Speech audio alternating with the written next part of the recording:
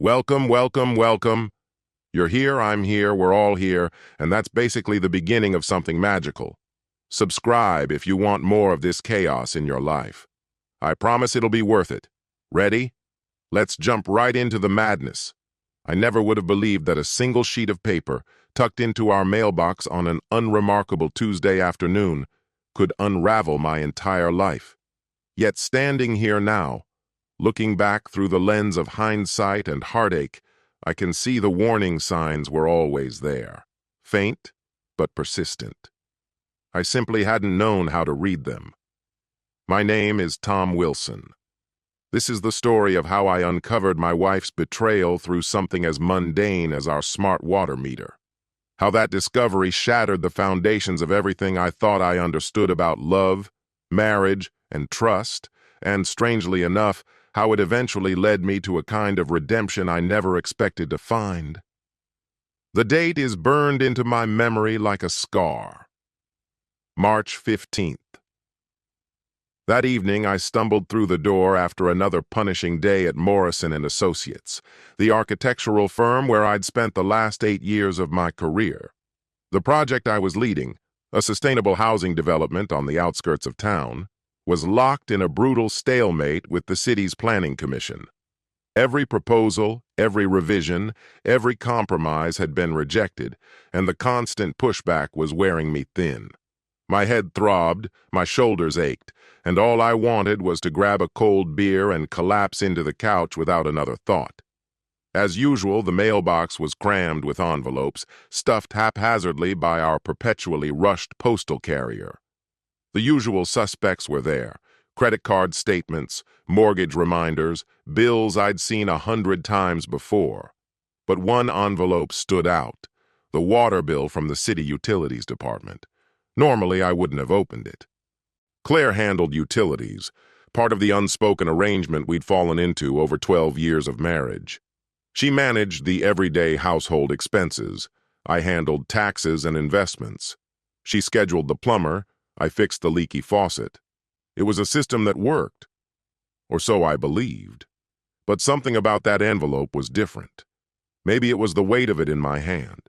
Maybe I was just procrastinating, stalling before stepping into the house and pretending everything was fine while my career teetered on the edge. Whatever the reason, I tore it open. $287. The number glared up at me, sharp and cold. It didn't make sense. Our water bill had never climbed past $130, even in summer, when Claire doted on her garden like it was her firstborn. "Tom?"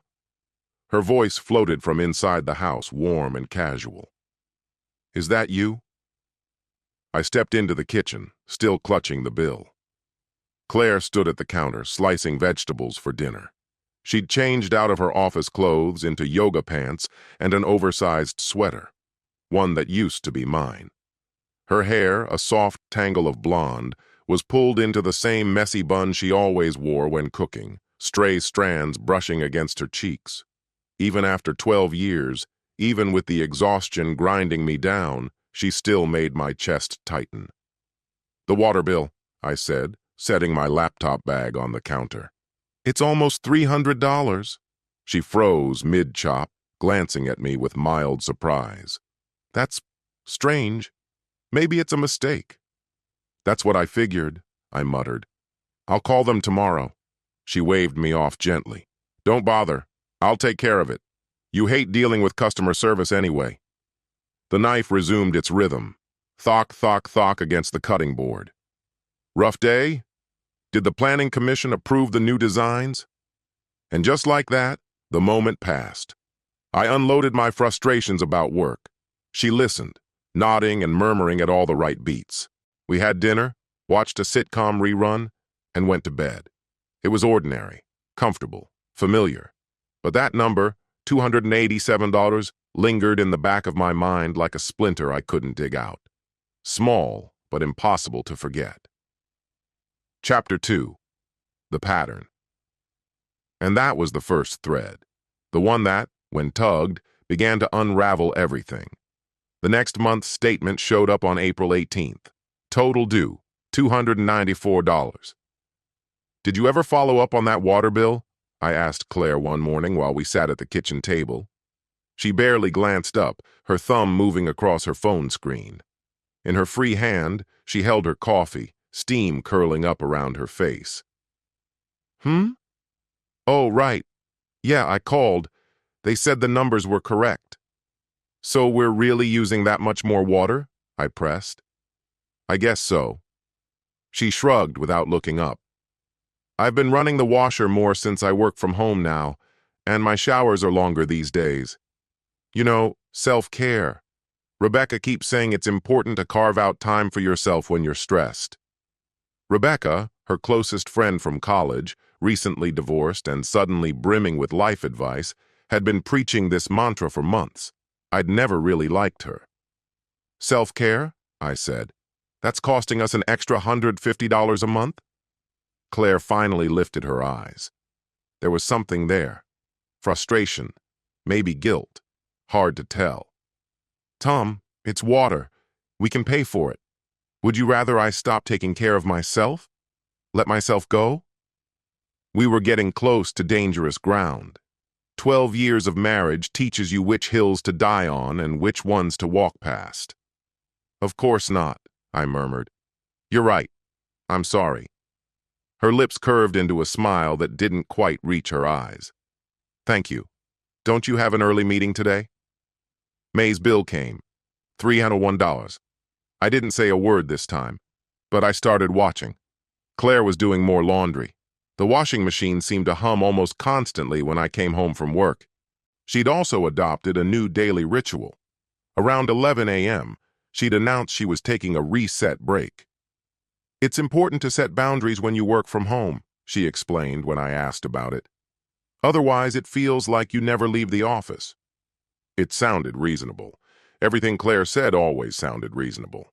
She had this uncanny way of making me feel like I was the unreasonable one for noticing things, like my questions were the problem. June's bill landed on a Saturday morning. $298. I stared at the number while she was away at her Pilates class. 3 months, nearly triple our usual usage. Almost $500 extra for water. All for showers and laundry? I opened my laptop and signed into our utility account. The city had recently switched to smart meters, part of some environmental upgrade. The website was awful. Slow, clunky, poorly laid out.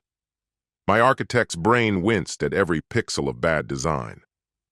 But there was one thing the portal offered: hourly usage reports. And what I saw nearly stopped my heart. Chapter 3. Digital breadcrumbs. The pattern was impossible to ignore.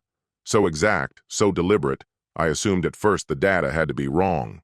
Weekdays, Monday through Friday, there was always a massive spike in water use between 11 a.m. and 1 p.m.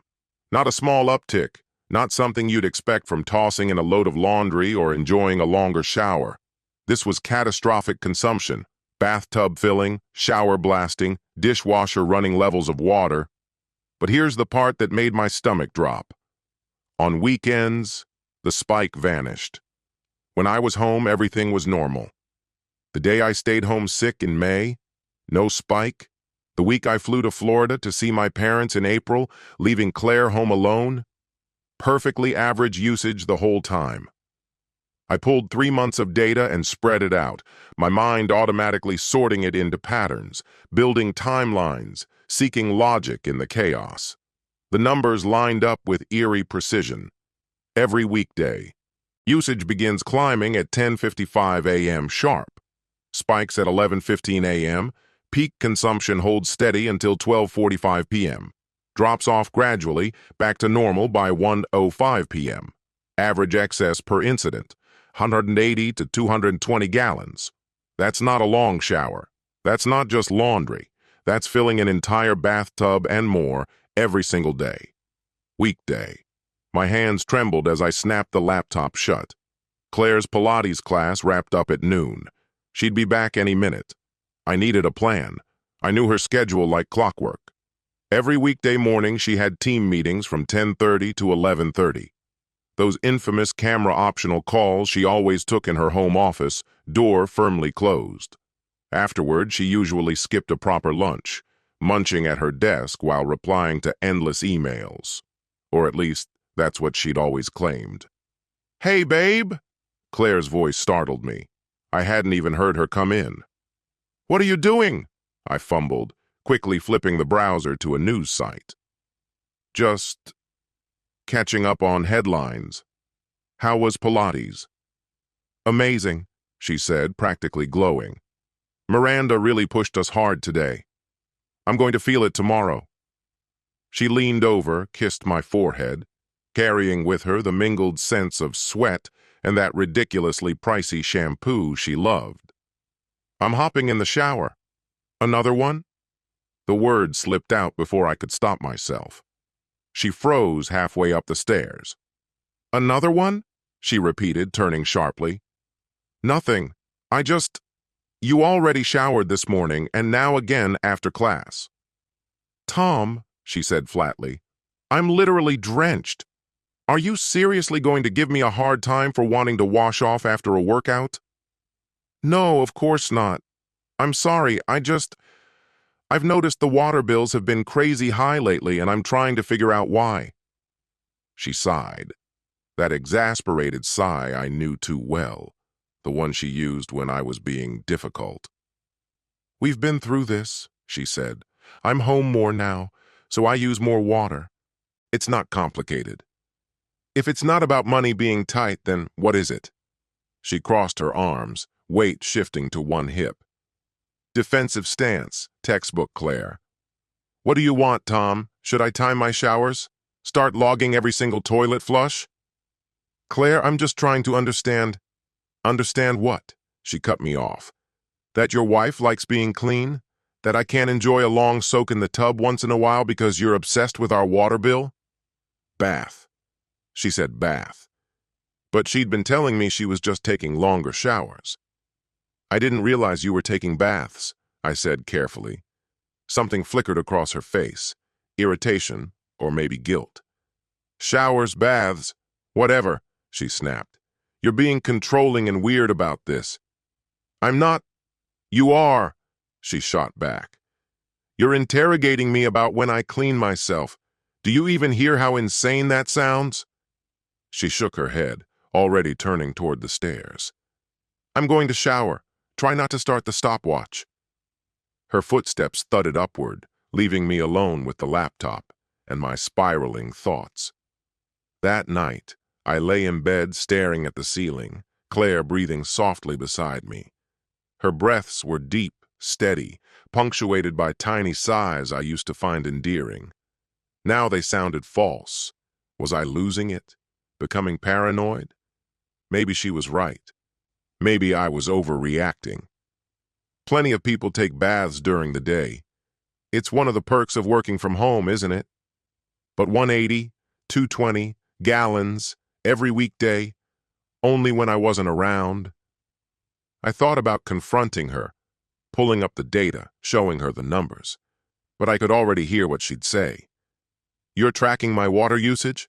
Are you spying on me? Tom, that's not normal. Maybe you should talk to someone about these control issues." And she'd have a point, wouldn't she? What sort of husband scrutinizes water meter readings to track his wife's movements? The sort whose wife is hiding something from him, whispered a voice I couldn't silence. Chapter 4. The Investigation. That Monday, I called in sick. "Tom, you sound perfectly fine," Sandra, my project manager, said, suspicion dripping from every syllable. I coughed into the phone, forcing rasp into my voice. "It's on and off. Must be that bug that's been making the rounds." "Uh-huh." A pause.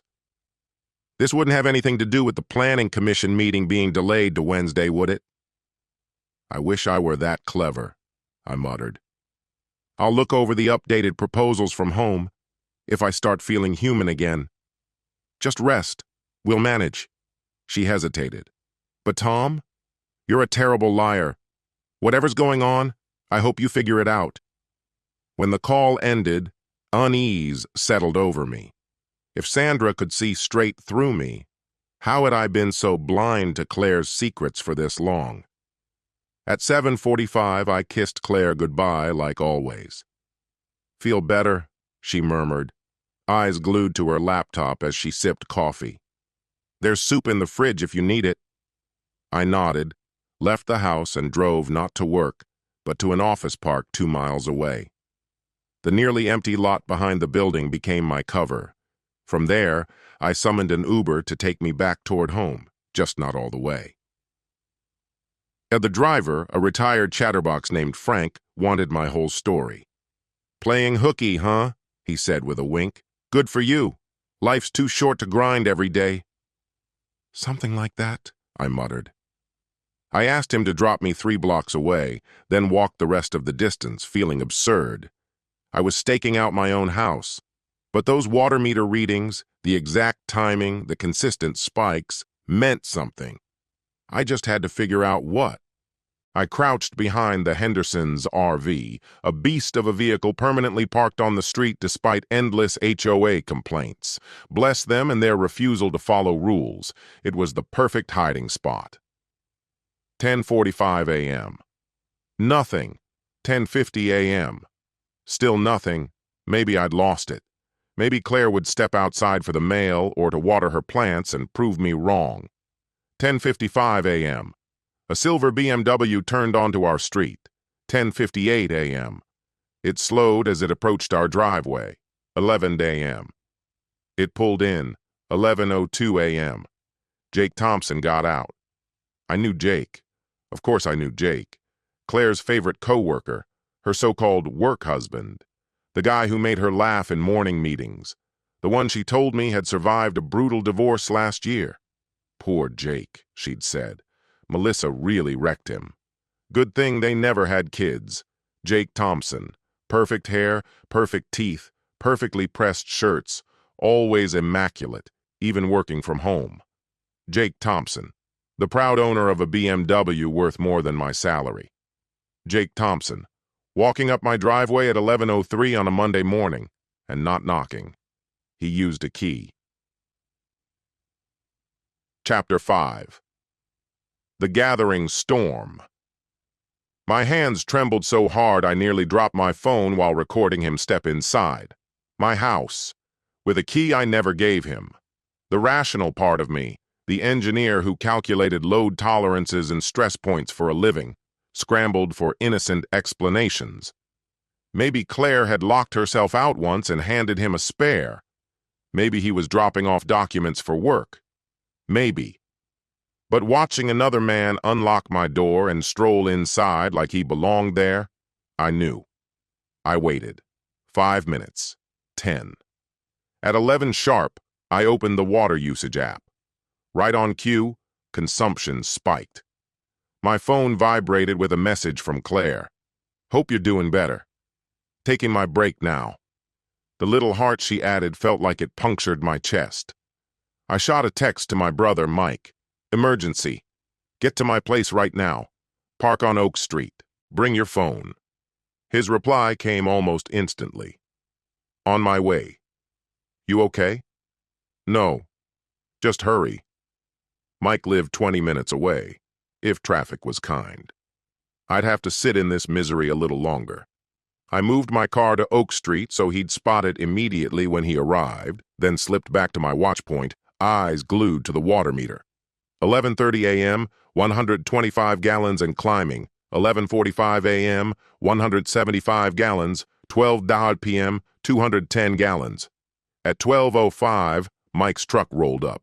The moment he saw my face, his expression hardened. He didn't need me to say a word. He knew this was bad, very bad. Mike and I had weathered every storm together.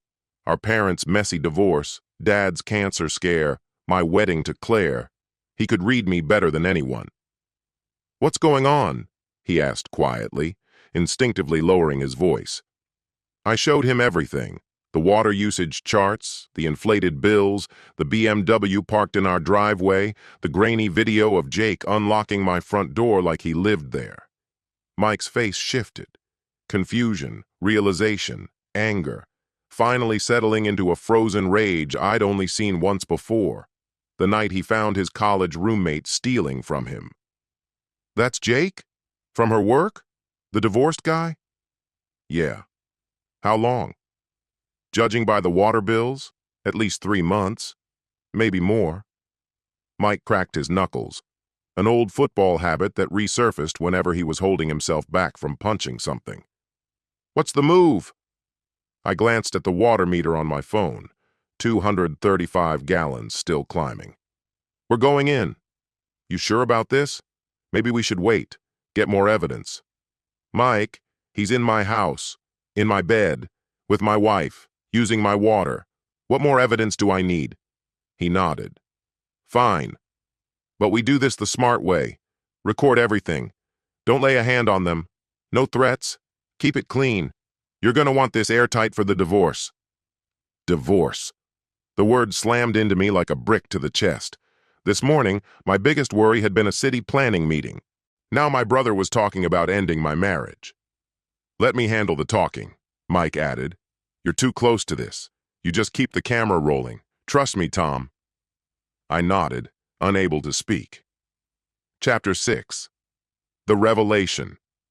We reached the front door at 12:20 p.m. The sound of running water was unmistakable, even from the porch. They hadn't even bothered to close the windows. Soft music floated down from upstairs. Jazz, romantic, familiar. It hit me. Our wedding playlist. She was playing our wedding playlist. I unlocked the door slowly, silently. Mike trailed me, phone in hand, already recording. The moment we stepped inside, everything felt wrong. The house looked the same. Claire's purse on the entry table, my jacket hanging neatly on the coat rack, mail stacked by the door. But it didn't feel like my home anymore. It felt staged, like a replica of my life I didn't belong to. Laughter drifted from upstairs. Claire's laugh, the real one, the one where her eyes crinkled and she snorted at the end, the laugh I thought only I could pull from her. I hit record on my phone. Mike did the same.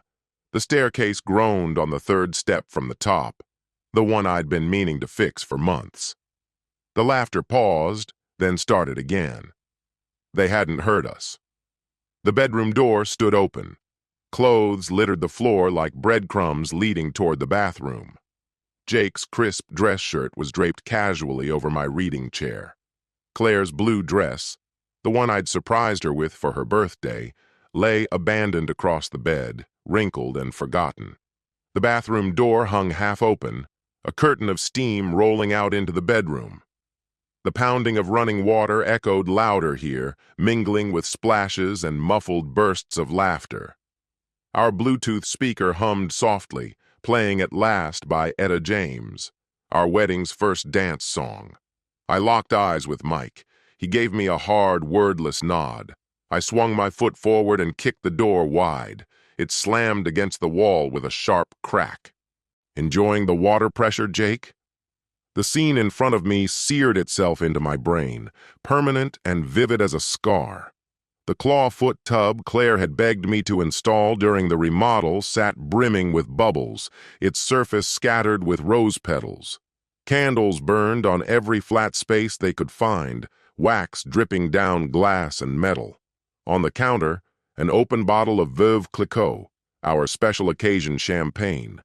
And in the middle of it all, Claire and Jake Thompson, entwined in a way no explanation could possibly sanitize. Claire's scream sliced through the air, high and sharp, enough to wake the neighbors. Jake lurched upright, slipped on the wet porcelain, and slammed into the shower door with a deafening crash. "Tom, you're supposed to be at work!" Claire's voice cracked, panicked. "And you're supposed to be working from home," I shot back, raising my phone to film, hands steady. "Not running a brothel in my bathroom." "It's not. This isn't," Jake stammered, scrambling for a towel. Water dripped down his perfectly styled hair, plastering it flat, every ounce of smug confidence washed away. "Isn't what?" I barked. "Isn't exactly what it looks like? Because it looks like you're having a bubble bath with my wife in my house, in the middle of the day." "Tom, please," Claire sobbed, black mascara streaking down her face like war paint. Put the phone down. We can talk about this like adults." "Adults?" I laughed, a harsh, jagged sound I barely recognized as my own.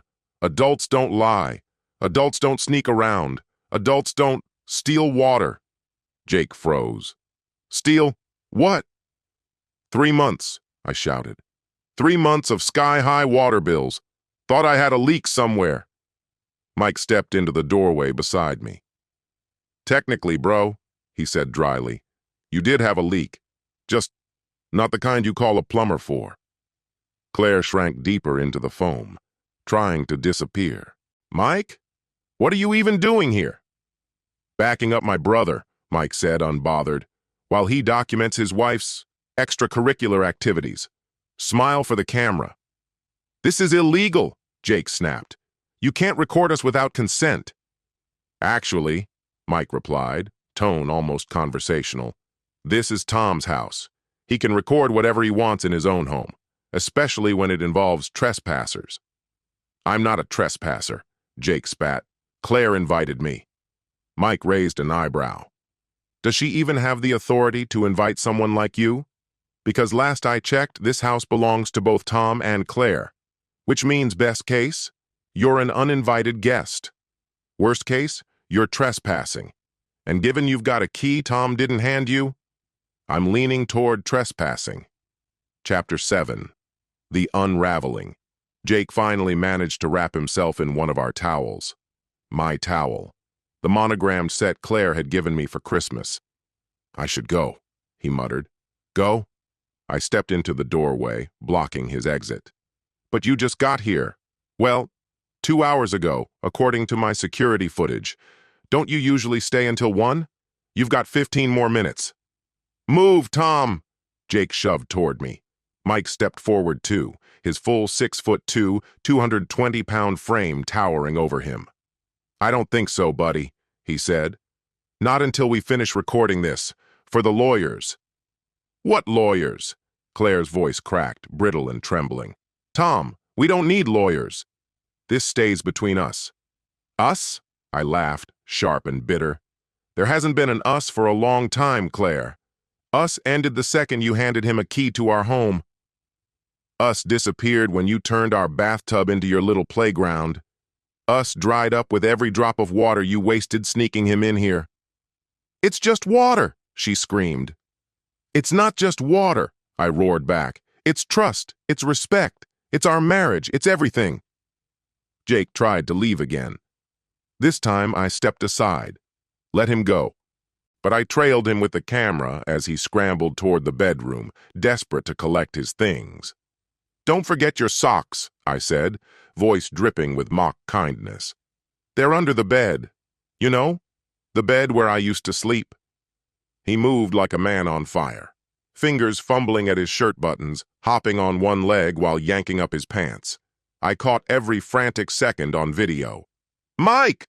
I shouted over my shoulder. "Do me a favor! Open all the windows!" "What?" My brother froze mid-step, confused. "Every window facing the street! Open them, now!" Understanding flickered across Mike's face, then settled into a grin. He jogged off, throwing open window after window.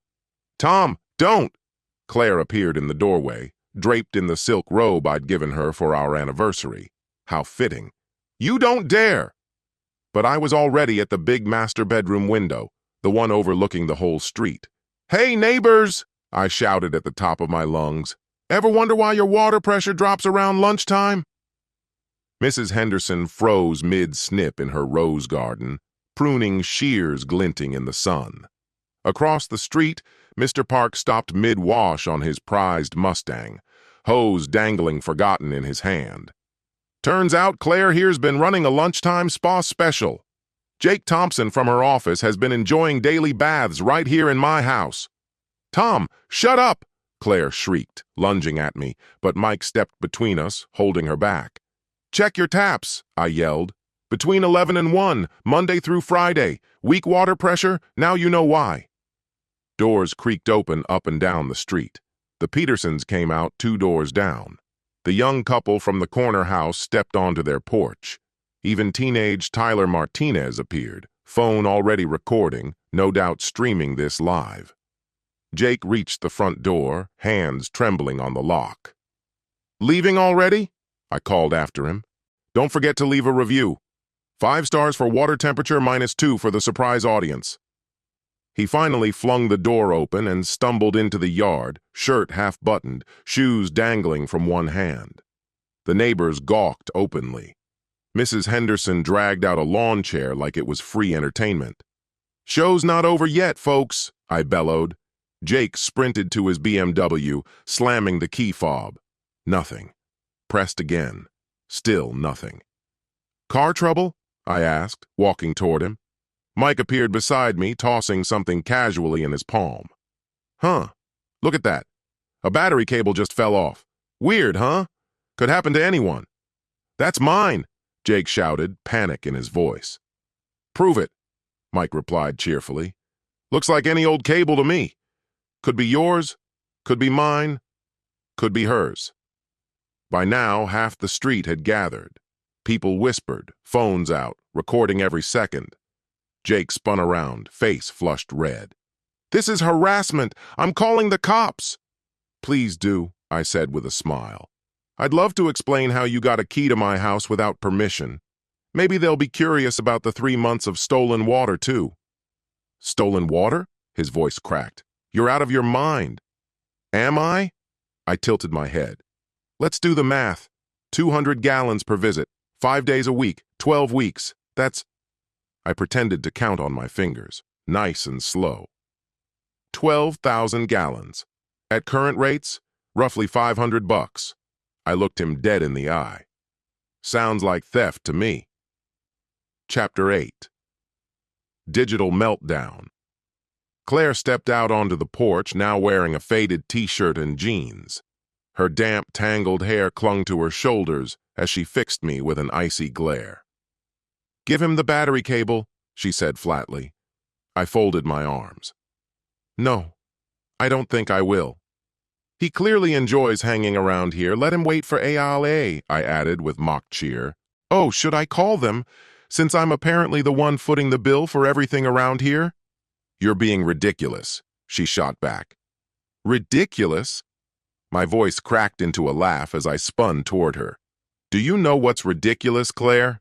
Sneaking around behind your husband's back, lying to me every single day, turning our house into your personal hideaway for your little fling, while I'm out working to pay for all of it." Claire rolled her eyes in exaggerated exhaustion. "Oh, here we go. Poor Tom, the martyr. Poor Tom, the victim. Did it ever cross your mind that maybe I was lonely? That maybe you weren't giving me what I needed?" "Oh, let me guess," I snapped.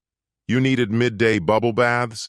Sorry, I was too busy earning money to cover those utilities you soak in. I didn't realize your bathing schedule was non-negotiable." My fingers snapped as a sudden thought hit me. "Almost forgot. Don't you both have jobs you're supposed to be doing right now?" Her face drained of color. "Tom, don't." "Don't what? Remind you about your 1:30 team meeting?" I glanced at my watch. "The one starting in 17 minutes?" I jogged upstairs, ignoring her frantic shouts behind me. Her office door was ajar, laptop open on the desk. Several browser tabs cluttered the screen, mostly online shopping. So much for working through lunch. A Zoom alert blinked in the corner. "Weekly team sync. Starts in 15 minutes. "Tom, don't touch my laptop!" she screamed from the stairs. "Your laptop?" I mocked. "You mean the company-issued laptop you've been using to plan your little rendezvous?" I hit join meeting before she reached me. "No!" Claire's voice cracked. The screen displayed the waiting room message. Perfect. I adjusted the camera so every detail behind me was framed for maximum impact. Then I waited. One by one, faces appeared on the screen, her teammates. "Hi, everyone," I greeted brightly as if nothing were amiss. "Claire's running just a bit late. She's finishing up lunch with Jake. You know, the daily lunch they have from 11 to 1. Confusion rippled across their expressions. Someone fumbled with their mute button. I caught a stifled laugh before they silenced themselves. Excuse me? A woman I recognized as Claire's manager said sharply. Who are you? I'm Tom, I said, grinning. Claire's husband. Also the guy who pays the water bill. Speaking of which, did you all know Claire and Jake's collaboration uses about 200 gallons of water per session? The chat window exploded, private messages flying, frantic typing everywhere. I was certain someone had started recording. Claire burst into the room and lunged for the laptop. I jerked it out of reach. As you can see, I said into the camera, she's extremely dedicated to her work, or at least to one of her co-workers. Is this supposed to be some kind of joke?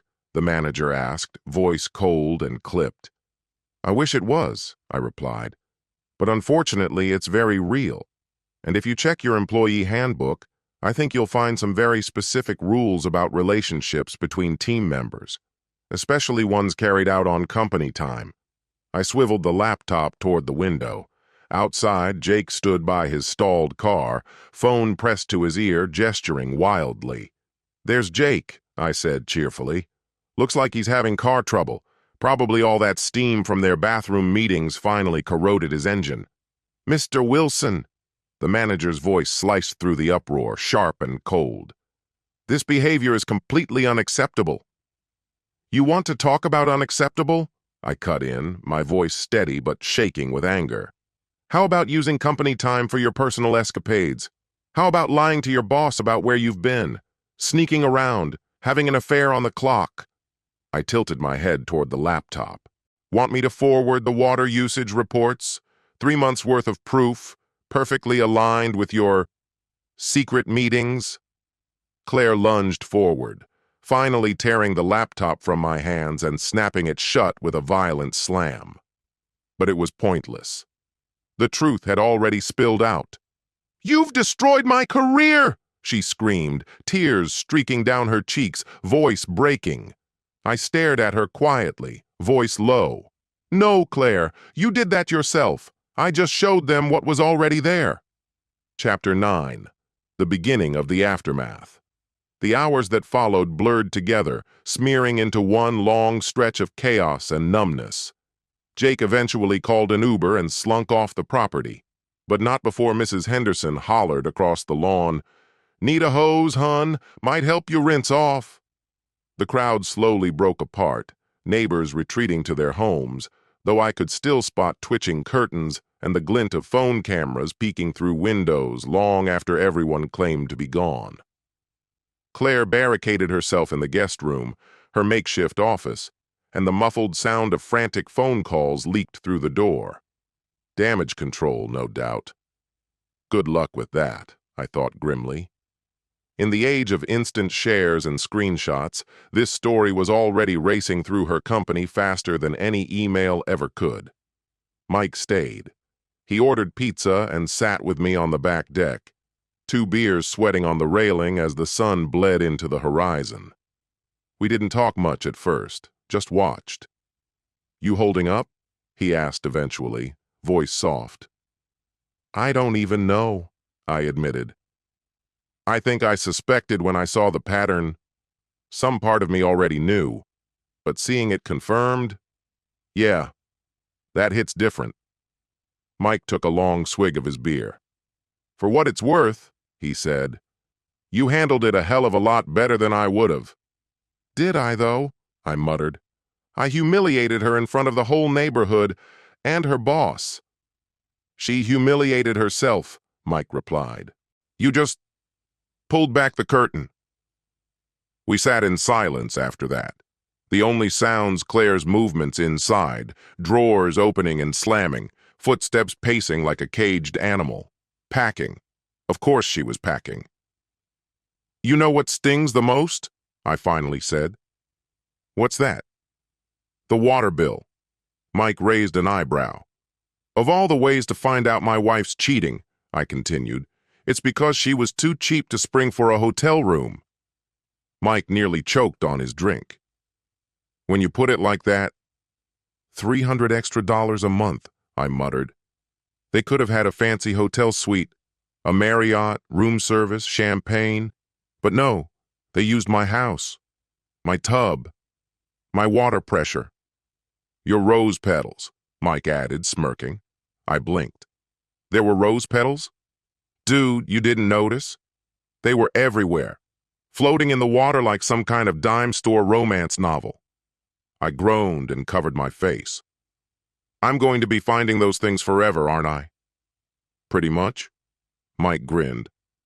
But hey, look at the bright side. There's a bright side? Your water bill's about to drop. Despite everything, a laugh broke free. Raw, painful, but real. Better that than crying. The crying would come later in the quiet hours of the night, when the weight of a shattered marriage would finally settle in like heavy fog. Tom? Claire's voice drifted from the sliding door. She stood there, smaller than I'd ever seen her. Shoulders hunched, eyes swollen and rimmed red, face blotched from tears. Can we talk? She asked softly. Mike moved as if to stand, but I held out a hand, stopping him. Whatever you've got to say, I told her, you can say it in front of him. She flinched, hesitated, then nodded stiffly. Fine, she whispered. I'm staying with Rebecca tonight. I'll come back for my things later this week. Rebecca. Of course. The cruel irony didn't escape me. Rebecca. The same Rebecca who spent months filling Claire's mind with talk of self-care and living your truth. Did she know?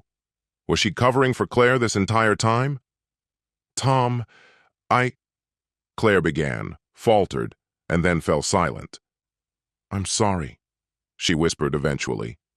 I know that doesn't fix anything now, but I am sorry. This isn't how I wanted it to end. How did you picture it ending, Claire? My voice cracked like dry wood. With me staying blissfully ignorant? With you and Jake pretending my home was some secret love nest forever? It wasn't like that. Then enlighten me. Explain what it was like. Because from where I'm standing, it looks like months of lies stacked on top of each other. Every morning, kiss before work. Every polite, how was your day, over dinner. Every night we shared a bed. All of it. Lies. Tears streamed down her cheeks again.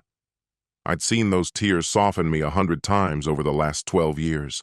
But tonight, they didn't touch me.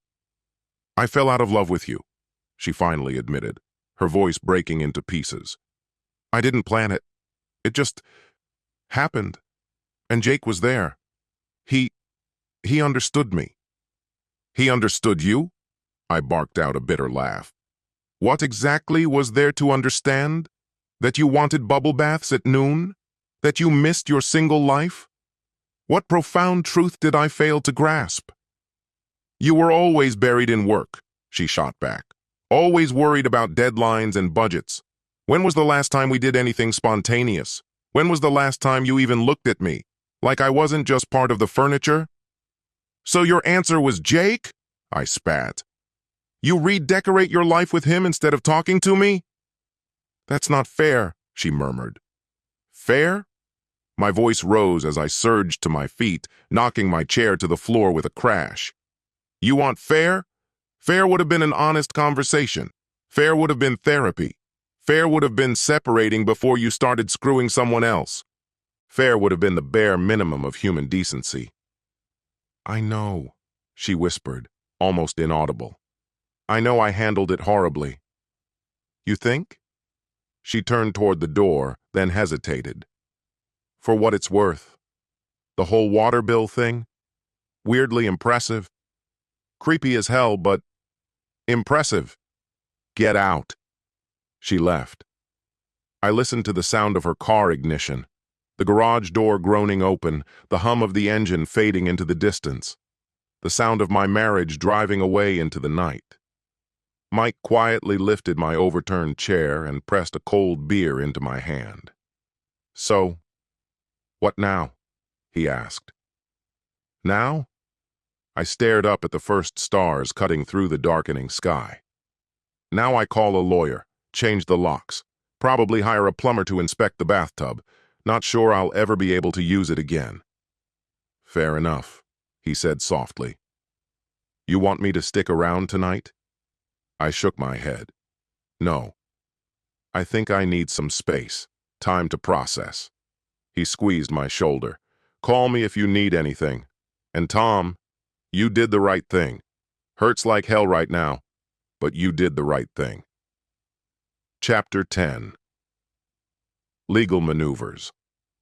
Morning arrived both too quickly and not quickly enough.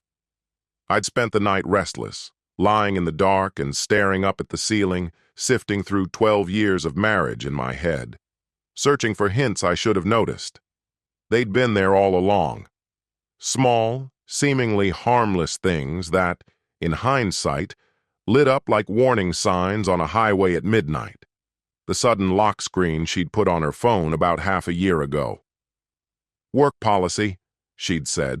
Security rules. The lingerie I'd stumbled across in her drawer that never once made its way into our bedroom. Her newfound obsession with jazz records.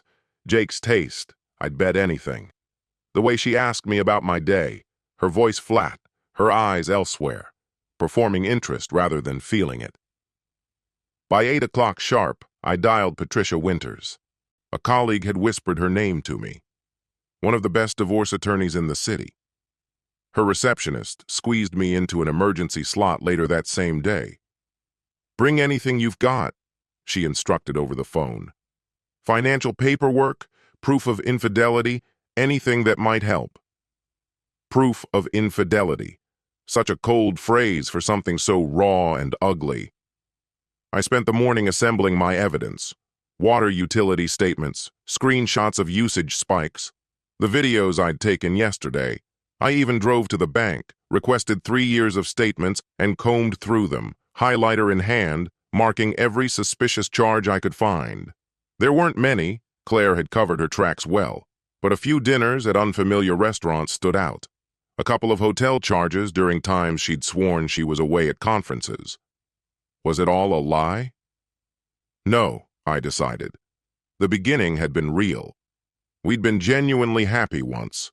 Somewhere along the line, happiness curdled into routine. Routine hardened into resentment, and resentment led us here. Patricia Winters' office looked exactly like the kind of place you'd expect a top-tier divorce lawyer to work in. Sleek lines, polished wood, the faint scent of money in the air. Patricia herself was in her 50s, hair a striking silver, eyes sharp and unblinking like a hawk circling prey. So, she began, scanning my neatly arranged files, you figured out she was cheating? By analyzing water bills? I know it sounds insane, I muttered. It doesn't sound insane at all, she replied, lips curving into something predatory. I've seen cases cracked by text logs, emails, credit card trails, even fitness tracker data. But utility statements? That's a new one. Her smile was the kind you'd see on a shark. The fact she gave him a key without your knowledge, Patricia continued, the consistent lies, the use of shared finances to enable the affair, we have an extremely solid case. I'm not trying to ruin her, I admitted quietly, surprised at how much I meant it. I just want things to be fair. Patricia leaned back, studying me. Mr. Wilson, I respect that, but I need you to understand something. Your wife has been carrying on an affair in your home for months. She's lied to you, lied to her employer, and used marital resources to cover her tracks. Fair is making sure you get every single thing the law says you're owed. We talked strategy after that. How to divide assets, the next legal steps. She seemed especially intrigued by the professional angle. If she loses her job for misconduct, Patricia explained, that could significantly reduce what she's entitled to in alimony. Her company's strict, I told her. They have zero tolerance for relationships between employees, and I'm pretty sure mid-afternoon bubble baths with coworkers aren't listed as approved flex-time activities. Patricia actually laughed at that. I'd imagine not, she said. Now let's discuss the house. The house. It was our dream place, the home we'd purchased right after our wedding, the one we'd painstakingly transformed piece by piece over the years. Every corner whispered our history. Every renovation had been a decision made together, a testament to the future we'd envisioned side by side. "I want to keep it," I said, my voice firm. "She can have her share of the equity, but I want the house.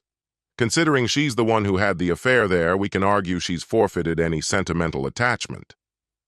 The lawyer hesitated, then nodded. "We can try, but prepare yourself. This won't stay civil." Civil. As if any of this had been civil up to now. Chapter 11. Going viral. By the time I walked out of Patricia's office, my phone wouldn't stop vibrating. Calls, texts, social media notifications, it was relentless. I'd silenced most alerts after the incident, but some still broke through. A message from my boss. "Tom, call me. There's something online you need to see." Another from a coworker. "Dude, is this you?" Followed by a link. Against my better judgment, I tapped it. Tyler Martinez, the kid next door, had posted his video to TikTok. The caption read, "My neighbor caught his wife cheating BC of the water bill. Wait for it." The video was cut together with over-the-top music, zoom-ins timed for dramatic effect. Me yelling out the window, Jake fumbling with his car, Claire storming onto the porch, Mike holding up the battery cable like Exhibit A, 2.3 million views, 45,000 likes, 87,000 comments. The comments were merciless and hilarious. Not the water bill detective work. Jake really thought he was slick. The way he said, "Enjoying the water pressure has me deceased." Team Tom, Claire belongs to the streets. Imagine ruining your marriage over bath time. The neighbors eating this drama up is sending me. Someone even remixed my shouting into a beat. That alone had cracked 1 million plays, and Reddit had picked it up too. On Our Relationships, the headline screamed, "Husband catches wife cheating thanks to smart water meter," with video. The top comment? A full-blown analysis of average water costs across major cities, complete with calculations of how much Jake and Claire's meetings had racked up over 3 months. Someone else created a spreadsheet template for tracking suspicious spikes in utility bills. Because apparently, this was a movement now. Then my phone rang, Sandra from work. "Tom? Yeah. I just saw. Is it real?" "Unfortunately." "Oh my God, are you okay? Do you need more time off?" "I'm processing, but I'll be in tomorrow. I need the distraction." "Take whatever you need, and Thomas, I'm so sorry. Nobody deserves this." More calls followed. Friends, family, numbers I didn't recognize. Probably reporters. I ignored them all. Then came the texts, one from an unknown number. "Hi, Tom. I'm a producer with The Morning Show. We'd love to have you on to discuss your story and the importance of paying attention to household data. Please call me. Delete." Another. "Mr. Wilson, I represent a home security company that would like to partner with you. Delete." Another still. "Tom, I'm going through something similar. Your story gave me the courage to check my own bills." That one? I saved. Chapter 12. Unexpected Consequences. The next few days blurred into one long stretch of chaos. Endless legal consultations, emergency locksmith appointments, and dodged phone calls I had no energy to answer. Claire was let go from her job. Jake was, too. Their employer didn't bend the rules. Any undisclosed relationship was grounds for immediate termination, especially when it involved misusing company time and resources. Not long after, I got a single text from her. "Hope you're happy. You destroyed my life." I didn't bother replying. What was there to say? Should I have told her that she'd done this to herself? That choices have consequences? That maybe she should have thought twice before turning our house into her personal spa retreat? The water bill for July showed up earlier than usual. I opened it with trembling hands. $87. I laughed out loud. $87. Normal, predictable, honest. I ended up framing that bill and hanging it in the bathroom, the very same spot where Claire used to tape up those syrupy motivational slogans. Where live, laugh, love used to hang, there was now something far better, proof of reality. Mike thought I'd lost it. You're seriously displaying your divorce on the wall? No, I corrected him. I'm displaying my freedom. You know what that means? It means nobody's lying to me anymore. Nobody's sneaking around. Nobody's draining my trust or my water pressure. When you put it like that, he muttered, it's still pretty weird. Maybe it was weird. I didn't care. That bill symbolized truth, strange as it sounds. What I didn't expect was the avalanche of messages that followed once people heard my story. My inbox filled with confessions and discoveries from strangers. A woman who realized something was off when her garage door kept opening at random times. Her husband, it turned out, was letting his girlfriend park inside so no one would see her car. A man who uncovered his wife's affair through their smart TV history, romance movies streaming during hours she swore she was at her book club. Another woman who caught on when the smart thermostat in the guest room kept adjusting itself, even though no guests had been staying there. Story after story came in.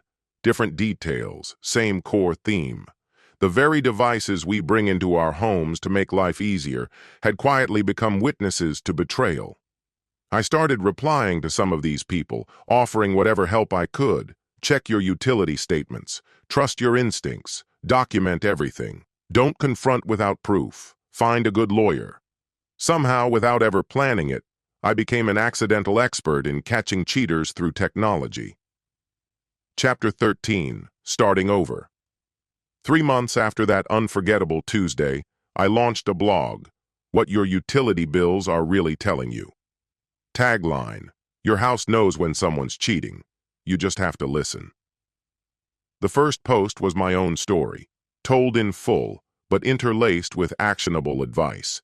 I included screenshots of the water usage data, explained what patterns to watch for, and provided links to resources for anyone in the same situation.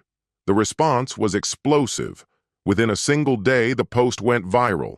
Thousands of shares, hundreds of comments.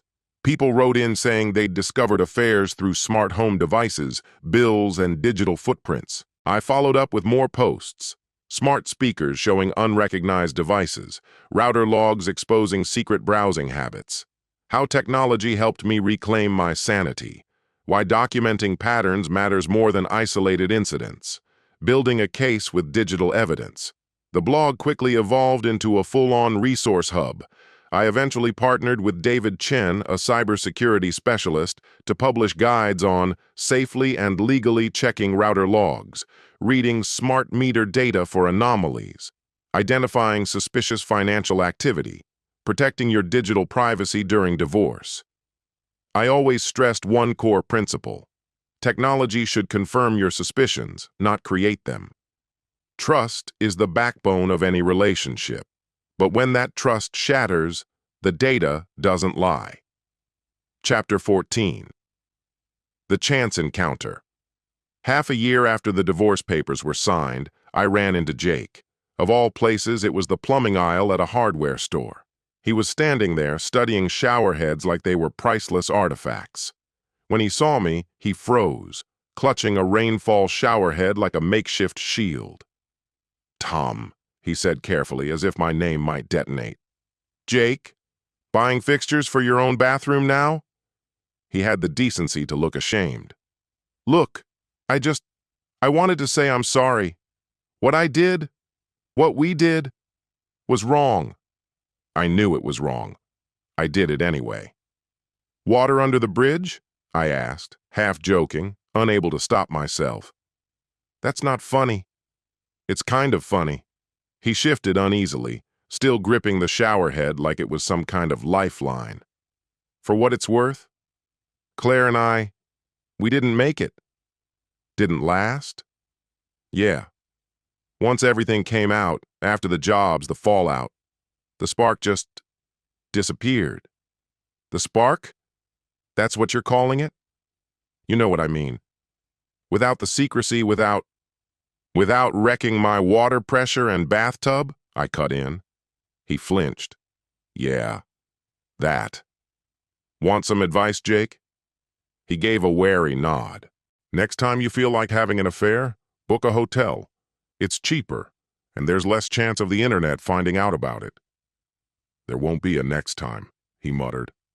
Trust me. I lost my career, my name, everything. I'm working at my dad's hardware store now. He gestured to the logo on his vest. Karma, right? Guy breaks up a marriage, now sells parts to fix houses. I hated to admit it, but some part of me felt sorry for him. We all screw up, I said quietly. The important part is whether we learn from it. Did you? His eyes met mine. Learn from yours, I mean? I hesitated. Yeah. My mistake wasn't the bills or the water meter. It was never paying attention to my marriage in the first place. Claire was right about that much. I was absent, always buried in work. She kept sending signals. I just refused to see them. She talked about you, Jake said. Back then. She missed who you used to be, spontaneous, romantic. She said you'd surprise her with trips, flowers, little things, and she missed that guy. And instead of talking to me about it, she went to you, I said flatly. I'm not justifying what we did, he said. Maybe it wasn't so black and white. No, I agreed. It never is. But betrayal is still betrayal, even if the marriage isn't perfect. We stood there in silence, two men whose lives had collided in the worst possible way. I should go, Jake said finally. But Tom, I really am sorry. For everything. I know, I said, and I meant it. Take care of yourself, Jake, and seriously, hotels, they exist for a reason. He almost smiled. Noted. Chapter 15. New Beginnings. The blog had grown into something I never expected. What started as a place to unload my grief had turned into an actual business. I'd teamed up with David Chen to launch an app we called Truth Meter. Its purpose? Helping people track unusual activity in their smart home systems. We were deliberate with the branding. It wasn't about snooping or paranoia. It was about awareness, understanding the footprints we leave in our own homes. The app could detect odd spikes in utilities, flag unknown devices on a network, or highlight usage patterns that hinted at problems, not just cheating spouses, but possible break-ins, leaks, even system failures. You've turned your pain into something useful, Dr. Martinez, my therapist, said one afternoon. Yes, therapy had become part of my life now. Discovering your wife's affair through a water bill doesn't exactly leave you unscarred. I guess I have, I admitted. Do you think that's healthy? She asked. I groaned inwardly.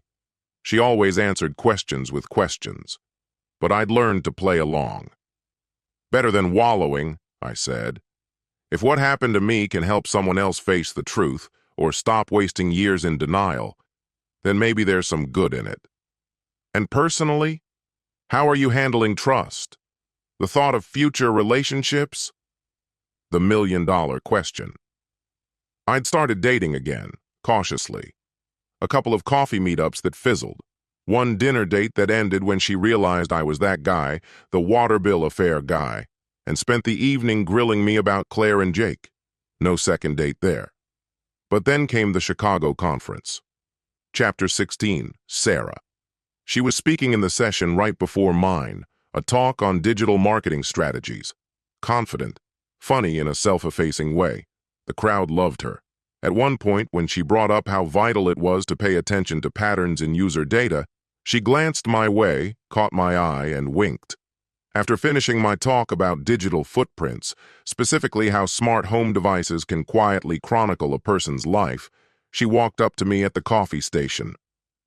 So, you're the famous water bill sleuth I've heard about, she said, hand extended in greeting. Sarah Chen. And before you ask, no, I'm not related to David Chen, your business partner. Tom Wilson, I replied, shaking her hand. And for the record, I prefer the term utility usage analyst. She laughed lightly. Of course you do. Still, your presentation was incredible, fascinating, if also mildly terrifying. Terrifying? I raised an eyebrow. I had no clue my house was quietly compiling that much information about me, she admitted. I'm half tempted to ditch everything digital and go full analog. Or, I suggested, you could just live honestly. Data only looks scary if you've got secrets. Fair point, she said with a grin. Coffee? Then she paused, smirking. And by coffee, I mean actual coffee, not some euphemism for an afternoon soak in the tub. I nearly choked on the sip I'd just taken. That's awful. Too soon? No, I said, wiping my mouth. Actually kind of refreshing. Most people either pretend they don't know my story or try to interrogate me about every detail. I just know the headlines, she replied casually.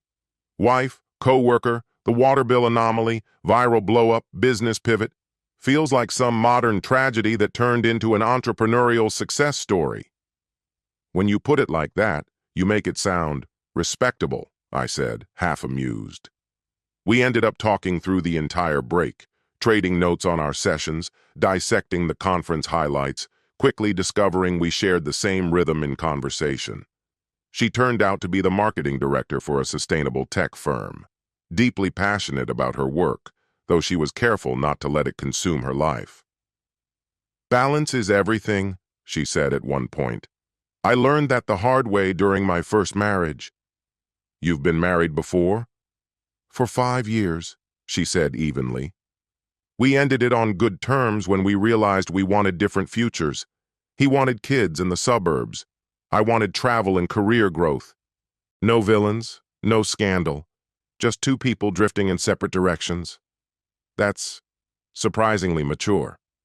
Well, she said with a rueful smile, I skipped over 6 months of couples therapy and one spectacularly childish fight over who got the Instant Pot. But yes, overall, mature. That evening we met for dinner, officially under the guise of discussing potential collaboration between our companies. In reality, the conversation quickly strayed from business into everything else. Favorite places we'd traveled, the irrational fears we carried from childhood, and even our shared guilty pleasure, terrible reality TV. I have to admit something, she said over dessert, almost sheepish. I've seen your video, the original TikTok, and some of the remixes. Oh no, I groaned. Which remix? The one set to It Wasn't Me by Shaggy. I buried my face in my hands. That's the worst one. I don't know, she teased. The lyrics actually kind of work. Saw the marks on my shoulder and wasn't me. Heard the words that I told her, wasn't me. Heard the screams getting louder, wasn't me. Please, stop, I begged, laughing despite myself. She even caught me on camera, she added, deadpan. You're terrible. I prefer delightfully irreverent. She tilted her head. But seriously, how do you handle being internet famous for the worst day of your life? I thought about it for a moment. By owning it, I guess. I can't change the past, can't erase the videos, the memes, the remixes, but I can shape the story going forward. That's why I built the blog, the app, the speaking gigs. If life hands you lemons, make lemonade. More like turn excess water consumption into a sustainability platform, I said with a shrug. She smiled at that. You know, most people would have just sulked, maybe posted a few bitter rants on Facebook and called it a day. But you took your worst moment and turned it into something meaningful. That's honestly pretty attractive. Attractive, huh? Don't let it get to your head, Mr. Waterbill. Chapter 17. Moving Forward. Sarah and I started dating, not rushing into anything, just feeling it out carefully. From the start, I was honest about my history, the trust issues, the emotional baggage, and my new habit of obsessively checking utility bills and noticing the tiniest shifts in daily routines. That's fair, she said during our third date. But full disclosure, I take ridiculously long showers, like absurdly long. How long are we talking? I asked. 20 minutes minimum, 30 if I'm deep in thought or untangling some big problem in my head. I can work with that, I replied. Just promise me it's only you in there, Scout's honor. Though, I should admit I got kicked out of Girl Scouts for running an unauthorized cookie side hustle. A rebel, she smirked. Figures. The first time Sarah met Mike, what was meant to be a quick hello turned into a 3-hour marathon conversation about football, craft beer, and every humiliating story from my childhood he could dredge up. I like her, Mike told me afterward. She doesn't put up with your nonsense, but she doesn't dismiss what you've been through either. That's rare. Balanced. You think I have nonsense? I shot back. Tom, you literally framed a water bill and hung it in your bathroom. It's a conversation starter. It's weird, man. But she seems to understand you're weird. That's good. And she really did understand. Sarah got why I needed transparency. Why I sometimes asked too many follow-up questions about her day. Why I occasionally went silent whenever I spotted certain brands of bubble bath in a store. You're allowed to have triggers, she told me one night as we made dinner together. What happened to you was awful. But talk to me when you're spiraling, okay? Don't hold it in. I'm trying, I said. Dr. Martinez says I'm getting better. Good. Because I like you, Tom Wilson. Even if you're internet famous for, let's say, one of the weirdest reasons imaginable. Weirdest? Have you seen what other people go viral for? Fine. Top 10 weirdest. I'll take top 10. Chapter 18. Full circle. 2 years after that Tuesday, the one that flipped my life upside down, I got invited to give a TX talk. The title, What Your Smart Home Knows About Your Life. Standing on that stage, facing hundreds of expectant faces, I thought about the bizarre road that led me there. From betrayed husband to viral headline to reluctant entrepreneur to whatever I was now. Advocate, expert, walking cautionary tale. We're living in an age of unparalleled connectivity, I began, clicking to my first slide, a giant image of the infamous $287 water bill. Our homes know everything. When we wake up, when we leave, what we watch, even how much water we use. But here's the thing. They're not just collecting numbers. They're crafting stories. Stories about us, our habits, our relationships, our lives. I shared my own experience, the sting of betrayal, the humiliation of going viral, and, unexpectedly, the good that came out of it all. But more importantly, I addressed the bigger picture. These devices live in our most personal spaces, I said. We've handed them access to our daily routines. Yes, they make life easier. But they also create a permanent record of our actions. Every smart gadget you own is, in a way, a witness. As I clicked through slides showing smart devices, statistics on data collection, and eerie behavioral patterns, I added, I'm not here to make you paranoid. I'm not telling you to stalk the people you care about or obsess over every single piece of data. Trust is, and always will be, the backbone of any relationship worth having. But let me put it this way. Pay attention. Your home is speaking to you. The real question is, are you actually listening? Maybe some of you are thinking, this guy has completely lost it. You wouldn't be entirely wrong. Turning a personal disaster into a career does sound a little unhinged. But here's what life taught me. The truth always finds a way to come out. In my case, it literally burst to the surface. 15 gallons per minute, to be exact. That line always got a laugh, and tonight was no different. But this isn't about catching someone cheating. It isn't about scrutinizing water bills or obsessing over energy usage. This is about awareness, about realizing that everything we do leaves a trace. In a world where our homes are smart, where every action is logged somewhere, hiding things is harder than ever. And more than anything else, it's about honesty. Because if someone has to lie, sneak around, and literally scrub away the evidence of what they've done, is that really the kind of relationship you want? You deserve someone who can be upfront about water usage and everything else. I clicked to the final slide. A candid shot of Sarah and me at the Truth Meter 2.0 launch party, laughing at something off camera. These days, my water bills are steady, predictable, almost boring. Sarah takes her long thinking showers. I run the dishwasher too often, and no one's hiding anything. The numbers tell the story of an ordinary, honest life. Exactly how I like it. So check your bills. Learn what your data is telling you. Not because you're hunting for lies, but because sometimes finding the truth means noticing the smallest details. And every once in a while, that truth shows up in the strangest places. Like a $287 water bill. Thank you. The applause was warm, sincere. As I stepped off the stage, I felt something shift inside me, a chapter closing. Not the end of the story, but the end of letting that one awful day define who I am. Chapter 19. The Reunion. It was a Thursday in October when I saw her again. I was wandering through the downtown Whole Foods, stuck in deep contemplation over 2 jars of pasta sauce. Sarah was coming over for dinner, and I was determined to make my humble cooking look impressive. Then I heard it, a laugh I hadn't heard in years but knew instantly. Claire was a couple aisles over, inspecting organic vegetables with the same laser focus she once used picking out throw pillows for our apartment. She looked different now. Her hair was shorter, her clothes more casual, and there was a tiredness behind her eyes that makeup couldn't disguise. I could have walked away, could have left the cart behind, slipped out unnoticed, but something, curiosity, unfinished business, maybe even self-punishment, kept me rooted. When she glanced up, recognition hit instantly. Panic flickered, then was quickly replaced with carefully controlled calm. "Tom." Her tone was level, almost practiced. "Claire."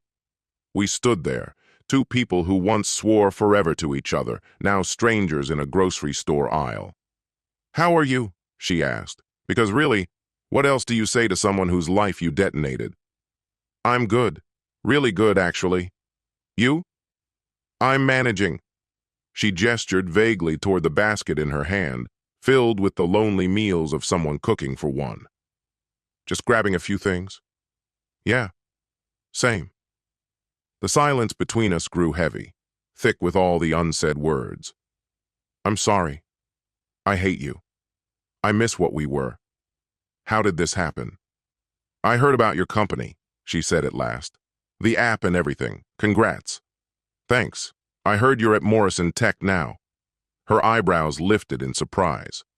"How did you—" "LinkedIn. We still have some mutual connections." "Right. Of course." She shifted the basket to her other arm. It was a solid company, a clean slate. That felt good. Starting over matters. "Tom, I—" She began to speak, hesitated, then fell silent. "I know it's far too late to change anything, but I need to say this. I'm sorry. Sorry for how it all ended. Sorry for how I handled myself. You deserved better than what I gave you." I had played out this moment in my head 100 different ways. Claire apologizing, me responding with either gracious acceptance or cold indifference. But standing in front of her now, seeing genuine remorse written all over her face, all I felt was exhaustion. Exhaustion from carrying resentment for so long. Exhaustion from letting her betrayal define who I was. "We both made mistakes," I said, surprising even myself. "I wasn't the husband you needed, and you weren't honest about what you truly wanted. It's done." "That's it? Just like that?" she asked softly. "You forgive me?" "I forgive myself," I corrected, "for missing the signs, for letting our marriage slip away before you did. As for forgiving you, that's still a work in progress. But I don't hate you anymore, if that means anything." Her mouth curved into a sad smile. "It does. More than you realize. Most days I already hate myself enough for the both of us." "Don't," I said quietly. "It's not worth the energy." "Easy for the guy who framed a water bill to say," she murmured. And despite everything, I actually laughed. "You heard about that?" "Rebecca told me," she said. She couldn't decide if it was the saddest thing she'd ever heard or the most empowering. Probably a bit of both. Are you seeing anyone? I asked suddenly, surprising both of us with the question. I am. Her name's Sarah. She's wonderful. That's good. That's really good. You deserve happiness. So do you, Claire. Honestly, I mean that. Her eyes glistened, tears threatening to fall. Thank you. You have no idea how much that means. We parted not long after. No hug, no promises to call, no illusions about staying close. Just two people who had loved and failed, finally acknowledging the wreckage and walking away lighter than before. On the drive home, I realized something startling. The anger was truly gone. What replaced it wasn't exactly forgiveness, and it wasn't indifference either. It was something quieter. Peace, maybe. Acceptance. Claire wasn't a villain. She was simply a person who'd made selfish choices. And I wasn't a victim. I was just a man who'd lost sight of what mattered in his marriage. We were flawed, both of us, and sometimes flawed people fail spectacularly. The framed water bill hanging in my bathroom no longer felt like an emblem of betrayal. It felt like a marker of a chapter closed. Chapter 20, The Proposal. I think it's time, I told Mike over beers 6 months later. Time for what? He asked. To finally take down the water bill? God, I hope so. That thing's creepy. No, I laughed. The bill stays. I mean, it's time to propose to Sarah. Mike nearly choked on his drink. Seriously? You're ready for that? Yeah, I said, and I meant it. After 2.5 years together, Sarah had shown me what a real, healthy relationship looked like. Honesty, trust, respect, and plenty of laughter.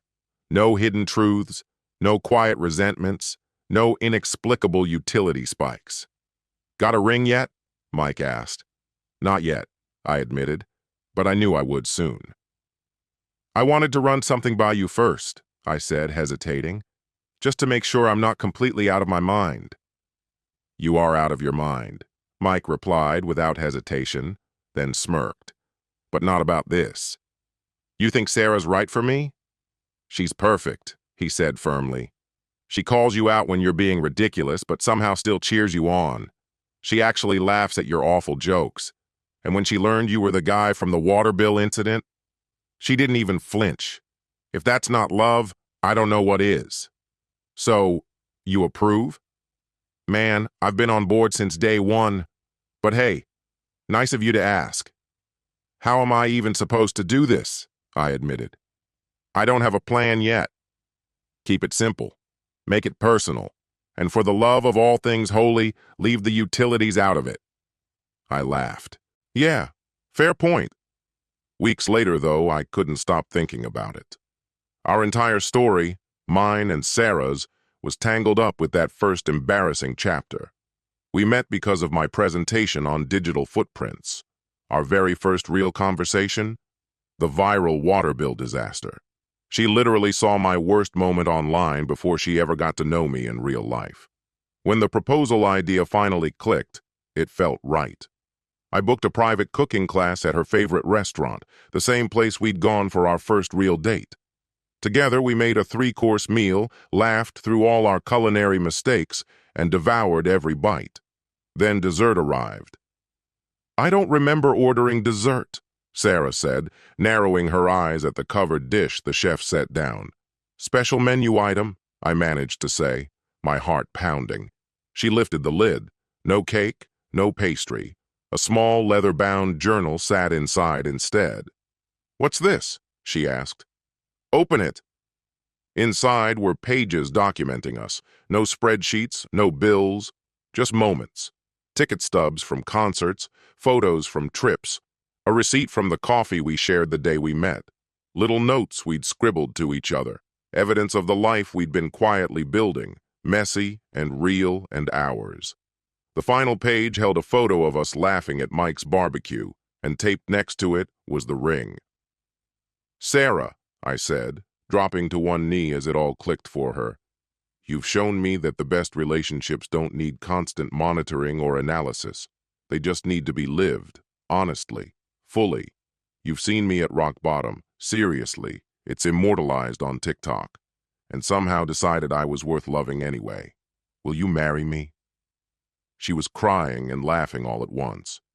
Yes, she whispered, then louder. Yes, yes. But I have one condition, she added, grinning through tears. Anything. Our next place? It needs amazing water pressure. I'm not giving up my thinking showers. Deal, I said. Unlimited thinking showers. I'll even put it in the vows. You better. Epilogue. 5 years later.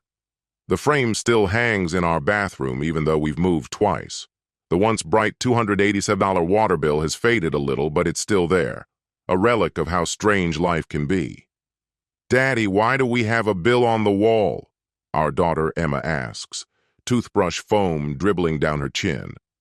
It's a reminder, I tell her, lifting her so she can rinse at the sink. Every house has stories to tell. What story does our house tell? She asks. A happy one, Sarah answers from the doorway, 8 months pregnant and smiling. A story about a family who takes very long showers and never lies about it. Emma giggles. Mommy's showers are super long. That's because Mommy does her best thinking in the shower, Sarah says, mock defensive.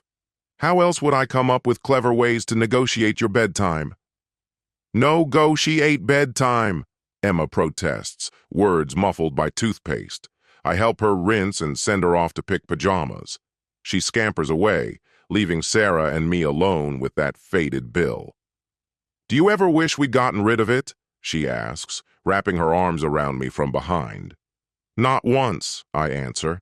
It's the messy part of the story that led to the good part. Our friends still think we're weird. They're right. But weird works for us. She laughs against my back. That it does. Water bill guy.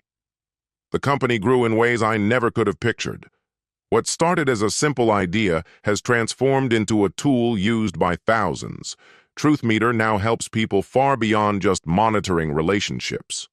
It's become a companion for everyday awareness, spotting water leaks, preventing wasted energy, and yes, uncovering infidelity when it happens.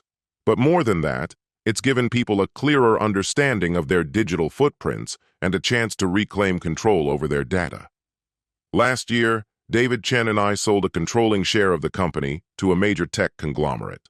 I stayed on as a consultant and, for better or worse, the public face of the brand.